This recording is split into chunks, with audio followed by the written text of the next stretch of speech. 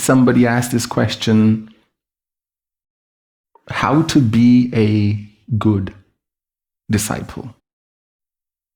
I think it's a valid question. Because what does initiation even mean? And you've taken initiation. Now you are a part of the lineage, and you can write Om in your name in the middle or in the end if you so wish. But what does it mean to be a disciple? So I don't know about other gurus, and I think that's a good thing.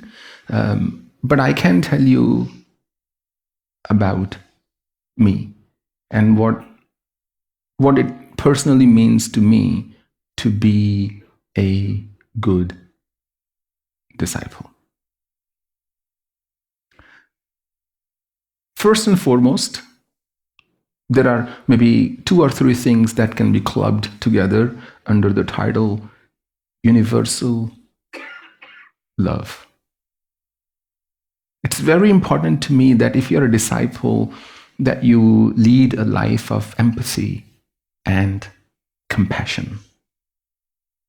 That whenever you have the option to respond to somebody, anybody, everybody, that you take a step back for a moment and you say, look, I have a whole range of options here to choose from.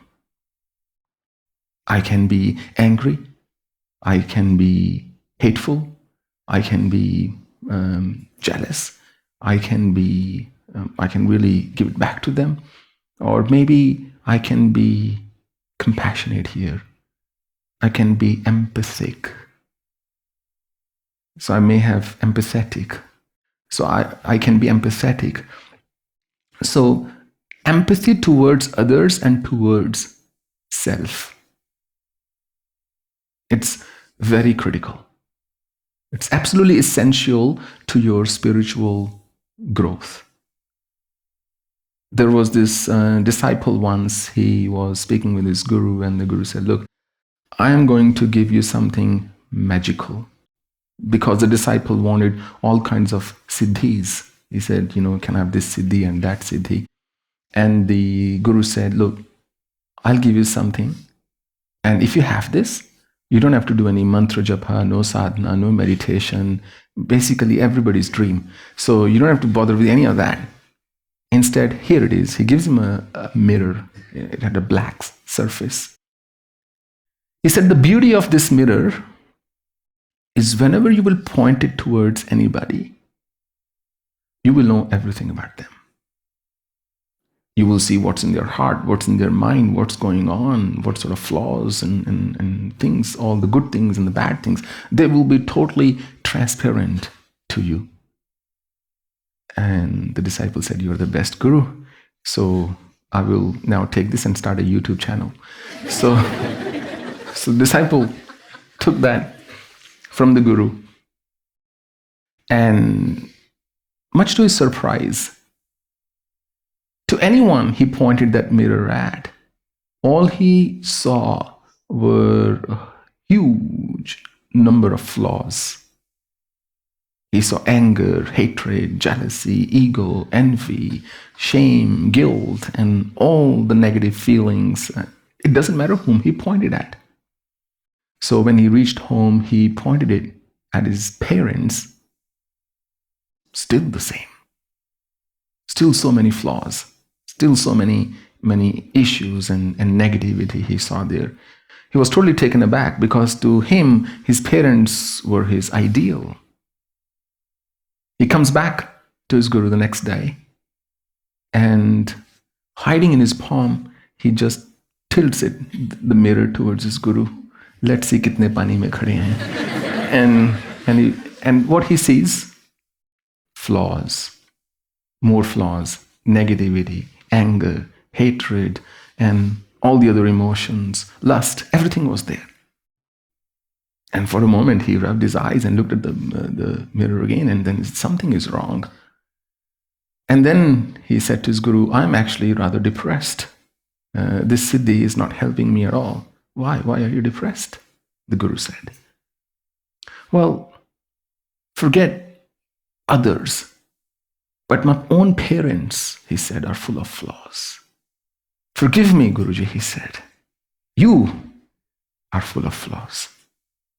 I couldn't believe it. I thought you were the perfect being who was flawless, as we say to Divine Mother, Niranjan, with spotless.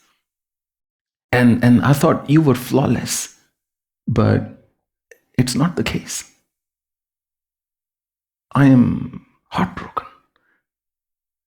And the Guru said, this mirror was given to you for your spiritual progress, not so you would go out and find fault in others. By any remote chance, did you point this mirror at yourself? And then tell me what you see. And naturally, when the disciple did that, all he saw was more, all he sees is more and more flaws and shortcomings and limitations. So there are two ways to lead our lives. One is we constantly find flaws in everything and everybody around us. There is a Zen, this thing I read in a Zen book many years ago, and I think I even covered it in one of my Zen retreats 6 or 7 years ago. It says, reduce the complaining. That's 1B. One is under universal love, you practice empathy and compassion. 1B is reduce the complaining. Things will always be challenging.